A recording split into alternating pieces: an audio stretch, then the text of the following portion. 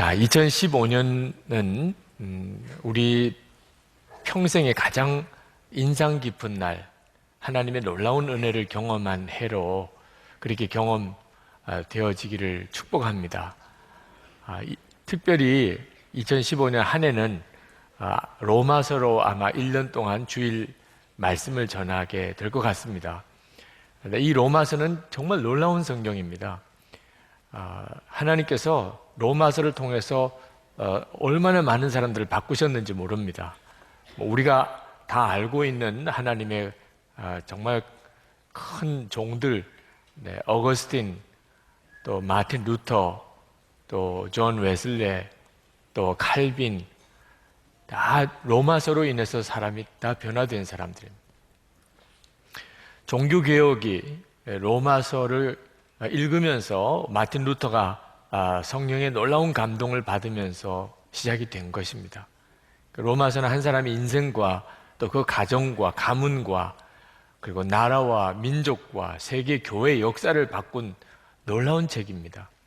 그래서 로마서를 성경의 반지라고 그렇게 말하기도 합니다. 이 로마서를 우리가 1년 동안 말씀을 주일마다 말씀을 본다는 것은 그건 정말 놀라운 일이 우리 가운데 일어날 수 있다는 것을 말해주는 것입니다. 이 로마서가 이처럼 놀라운 것은 이 로마서가 복음을 가장 정확하게, 가장 놀라우게 증거해주고 있는 성경이기 때문에 그렇습니다. 우리가 어떻게 하나님으로부터 죄사함을 받고 의로움을 받게 됐는지, 또 우리가 어떻게 하나님의 선물을 받는 것인지, 또 우리가 어떻게 인격과 삶이 변화되는 거듭나는 삶을 살게 되는 것인지, 그 내용들을 로마서가 너무나 분명하고 정확하게 우리에게 말씀해주고 있습니다. 여러분, 이 로마 교회에 보낸 사도 바울의 편지이기 때문에 이걸 로마서라고 이렇게 말을 하는데, 로마 교회 하면 어떤 느낌이 드십니까? 우리나라의 가장 중요한 도시가 서울이죠. 서울은 누구나 다 가서 살기를 원하는 곳입니다. 서울에 있는 어느 대학을 간다는 것 굉장히 중요한 의미가 있죠. 직장이 서울에 있다는 것도 많은 사람이 선망하는 일입니다. 그래서 서울에 있는 교회, 그러면 교회들 중에서도 굉장히 좋은 이미지를 가지고 있죠. 그런 뜻에서 보면 로마 교회는 대단한 교회일 것 같죠. 그때 당시에 전 세계의 수도와 같은 곳입니다. 그 로마에 교회가 있었습니다. 그러나 실제로 보면 로마 교회는 가장 비참한 고난 중에 있는 교회였습니다. 우리가 성지순례를 가서 로마에 가게 되면 그 로마 교회의 흔적을 지금도 볼 수 있는데 지하 무덤입니다. 카타콤이라고 하는 지하 무덤입니다. 지하 무덤에서 살았어요. 핍박을 피해서. 로마 교회는 무서운 핍박을 당했던 교회입니다. 얼마나 핍박이 심했으면 지하 무덤 속에 들어가 살았겠습니까? 얼마나 300년 가까이. 여러분도 여러분의 삶에 이런저런 고난이 많으신 분들이 있으실 겁니다. 그러나 300년 동안 지하 무덤에서 살았다. 이런 고난은 아마 세계 역사에 찾아보기 어려울 겁니다. 그런 고난을 겪었던 교회가 로마 교회입니다. 근데 그 고난을 이겨낸 거예요. 무엇으로 이길 수 있었을까요? 주 57년 사도 바울이 로마 교회에 보낸 이 편지 때문에, 이 편지 안에 고난을 이길 수 있는 복음이 있었던 거예요.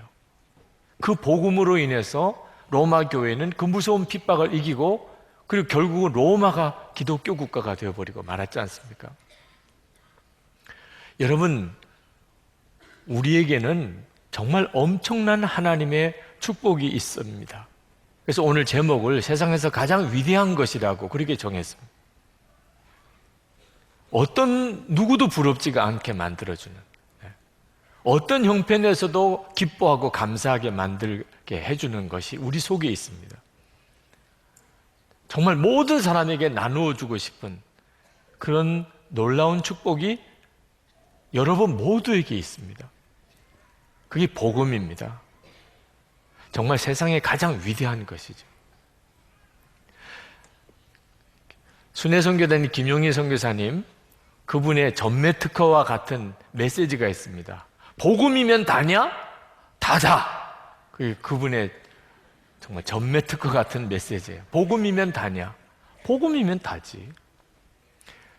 김용희 선교사님은 그렇게 설명합니다. 만약에 이 말이 거짓이라면, 이것이 사실이 아니라면, 복음이면 다다. 이게 사실이 아니라 하나님은 사기꾼이라. 하나님이 그렇게 말씀하셨어요. 여러분도 복음에 대해서 그런 담대함이 있습니까? 복음이면 다다. 그런 감격과 확신이 여러분에게 있습니까? 그렇지 못하시는 분들이 꽤 있으실 겁니다.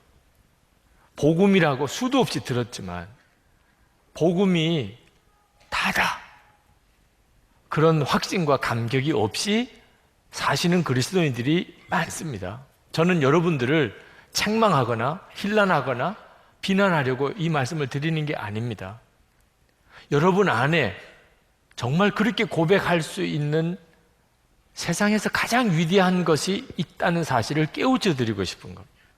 여러분들도 복음이 무엇인가 그러면 다 들어서는 압니다. 말을 하라 그러면 처음에는 좀 버벅거리지만 모르시는 분이 거의 없으실 거예요.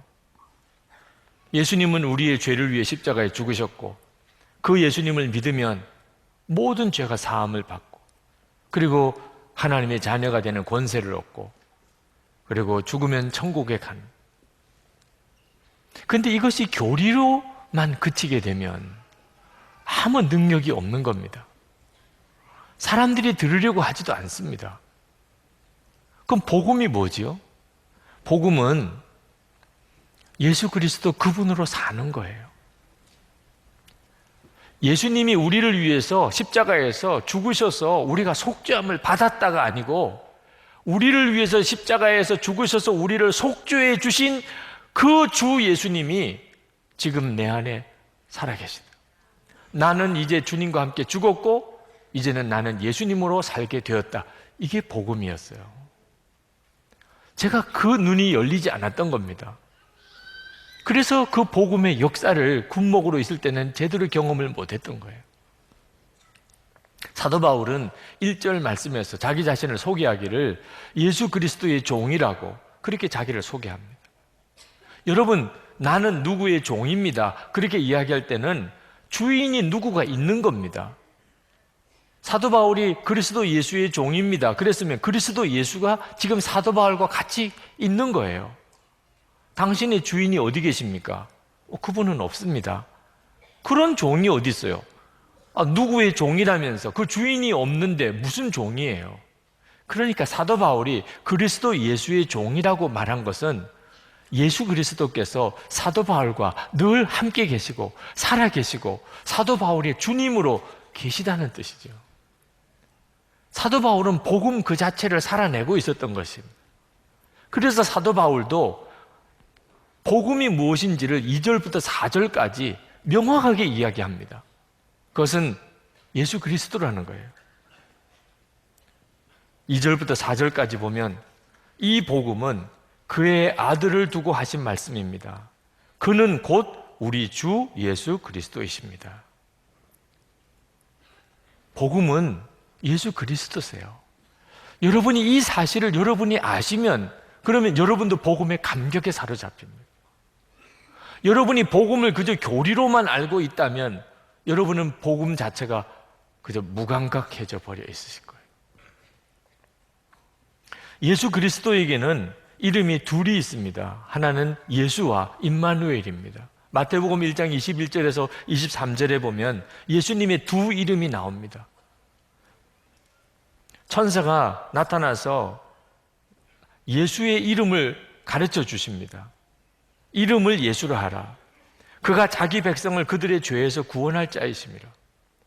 그러나 23절에 가면 보라 처녀가 잉태하여 아들을 낳을 것이요 그의 이름은 임마누엘이라 하리라. 이름 하나를 더 가르쳐 주세요. 임마누엘. 이를 번역한즉 하나님이 우리와 함께 계시다 합니다.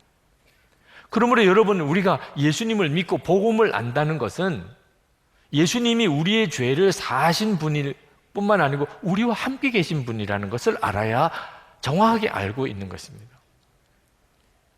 우리가 예수를 믿으면 우리 죄가 사함을 받습니다. 그래서 하나님의 의가 드러나요. 17절에 하나님의 의가 복음 속에 나타납니다.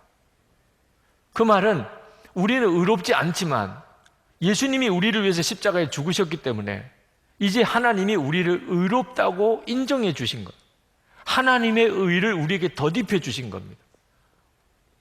그런데 하나님의 의를 덧입혀 주신 것뿐만 아니고 우리를 의롭게 사는 자로 만들어 주십니다. 거기까지 가야 비로소 복음이 우리 가운데 온전히 이루어진 것입니다. 절대로 용서받는 것이 끝나는 게 아닙니다. 속죄함은 이제는 죄를 이기고 살게 되어져야 비로소 복음을 정확히 아는 것입니다. 여러분, 살인 강도죄를 지은 사람이 사형 선고를 받았다고 합시다. 그런데 어떻게 이 사람이 사면을 받았습니다.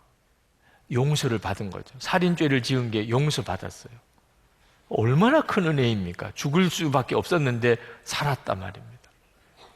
그런데 용서는 받았는데 이 살인 강도짓을 저지른 사람이 마음이 안 변하고 성품이 안 변했다고 합시다. 그러면 그가 사면 받아서 풀려났는데 또 죄를 지었어요. 그러면 사면해야 됩니까? 이런 사람을 용서할 가치가 있는 겁니까? 우리가 죄 용서받은 것은 그렇게 된 걸 말하는 게 아닙니다. 우리가 죄 용서를 받았다, 모든 죄가 사함을 받았다, 이건 정말 큰 은혜죠.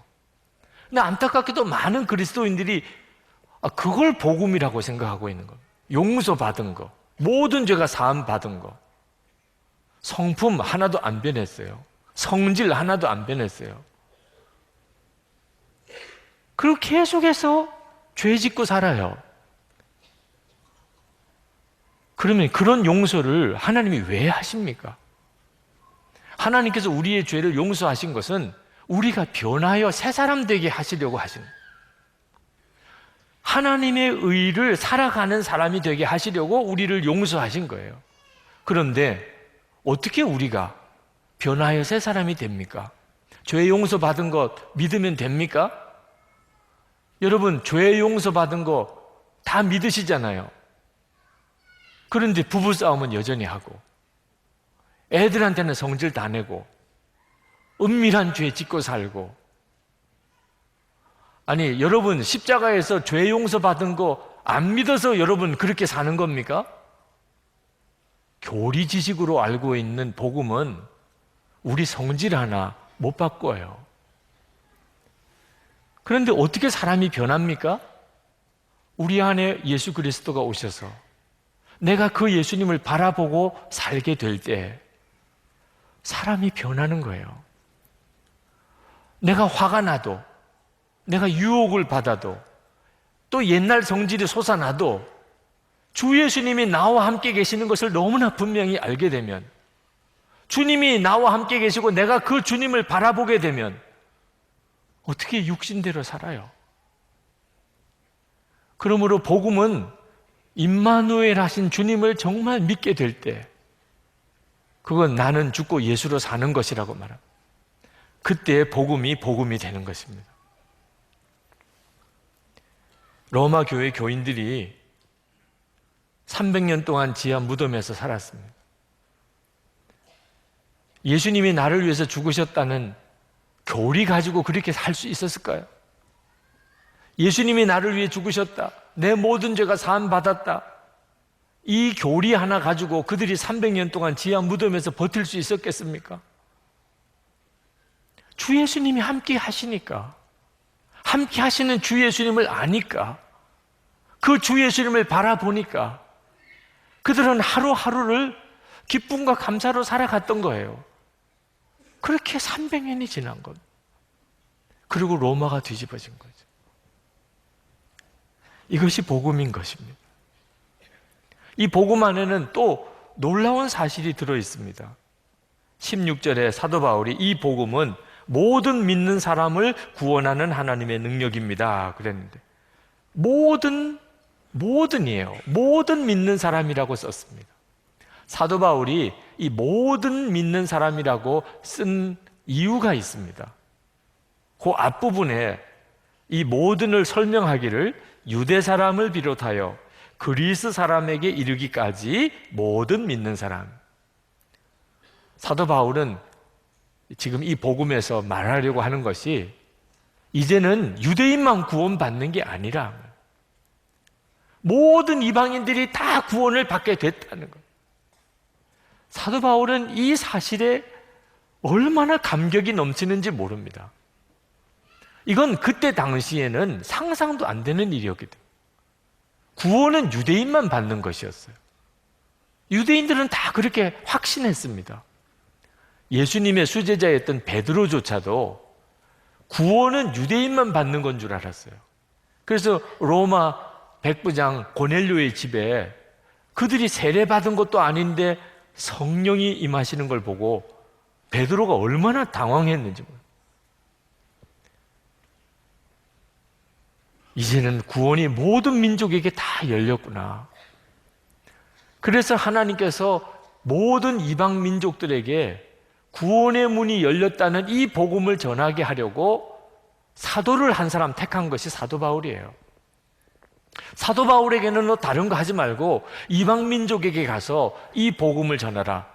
여러분, 이방 민족이 다 구원받을 문이 열렸지만 아무도 모르고 있었어요. 왜? 누가 가서 가르쳐 줘야 되잖아요.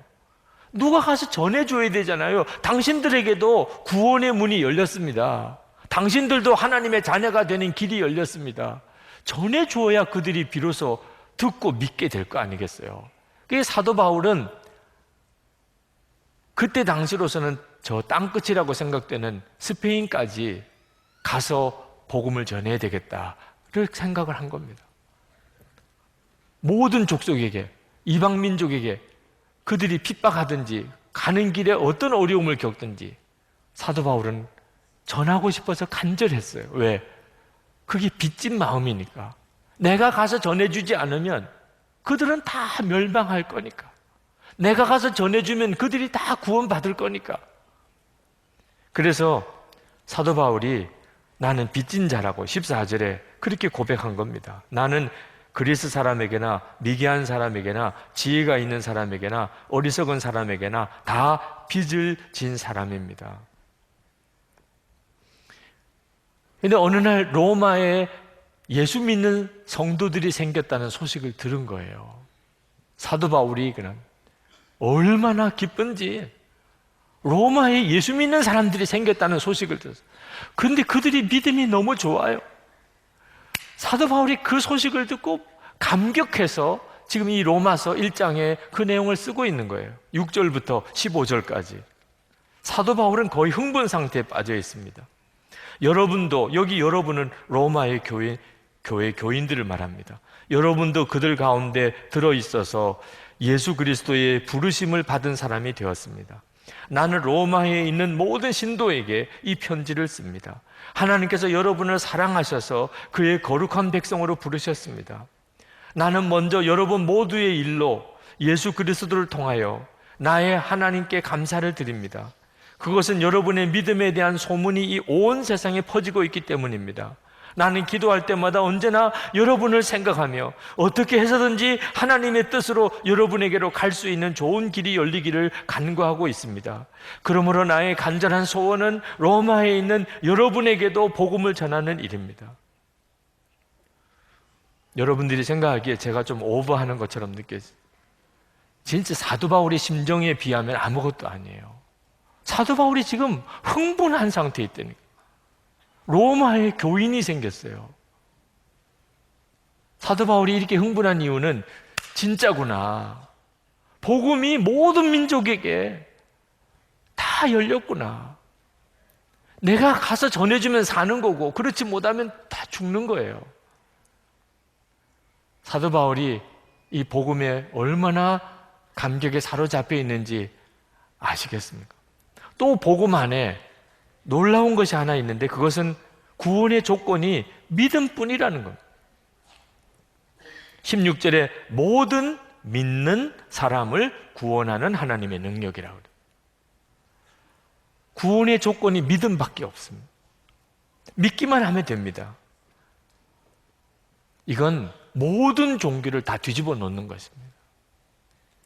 모든 종교가 해결할 수 없었던 일을 한 번에 다 해결해 버린 거예요. 모든 종교가 뭡니까? 착하게 살면 구원받고 나쁘게 살면 지옥 가는. 신은 착하고 계명을 잘 지키는 사람은 사랑하고, 그리고 악하고 계명 안 지키는 사람은 저주하는. 권선징악. 그게 일반 종교예요. 그런데 복음은 착하게 사는 거, 계명을 지키는 아무 조건이 없어요. 그냥 믿기만 하라는 겁니다. 하나님께서 죄인을 사랑하신다. 이건 있을 수가 없어요. 하나님은 착한 사람을 사랑하는 거지. 그런데 하나님이 죄인을 사랑하신다. 죄인을 위하여 당신의 독생자를 보내셨다는 거예요. 예수님이 그 모든 죄를 다 대신 지시고 십자가에 죽으셨다는 거예요.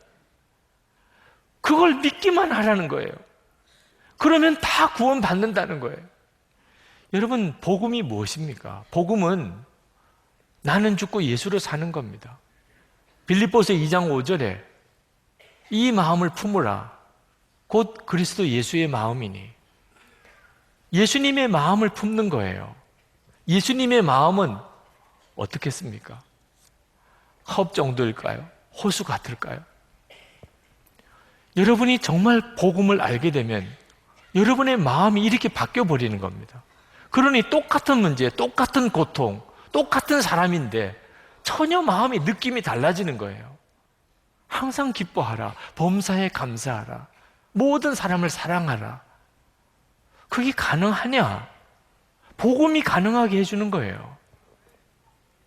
여러분의 마음을 바꿀 수 있는 게 뭡니까? 돈입니까? 권력입니까? 지식입니까? 나는 죽고 예수로 사는 복음밖에 없어요. 그래서 이 복음이 세상에서 가장 위대한 것이라는. 여러분 중에 내가 십자가의 복음을 교리로는 알았지만 그 복음의 감격은 내가 도무지 모르고 복음을 전하고자 하는 열정이 나에게는 없었습니다 하시는 분들이 계시면 저하고 친구합시다. 똑같으니까. 저도 그랬거든요. 복음이 뭔지를 정확히 몰랐었어요. 교리를 복음이라고 알고는 한동안 헤맸습니다. 여러분들에게 로마서를 강의하려고 하는 이유가 거기 있어요. 제가 복음을 알았고 완전히 뒤집어지는 역사가 이 로마서를 읽으면서 왔기 때문이에요. 여러분, 이 1년 동안 한번 로마서를 읽어봅시다. 1년 동안 읽는 거예요. 제가 여러분을 도와드리고 싶습니다. 여러분 혼자서 읽으시면 아마 제대로 읽어지지 않을 겁니다. 무슨 내용인지 읽다가 그만 포기하고 말 거예요. 같이 한번 읽어보세요. 주일마다 여러분 새번역 성경으로 본문을 택했는데 한번 새번역 성경을 한 권 사세요. 그리고 이 로마서 부분을 정말 1년 동안 완전히 읽고 또 읽으면서 여러분 것으로 삼아보세요. 여러분의 인생이 바뀌어버립니다. 복음이 삶을 뒤바꿔 놓는다니까요. 나라와 민족과 기독교의 역사를 바꿨다니까요.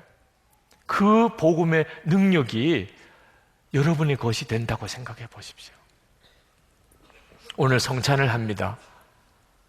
새해 첫 주일, 첫 성찬. 역시 마찬가지.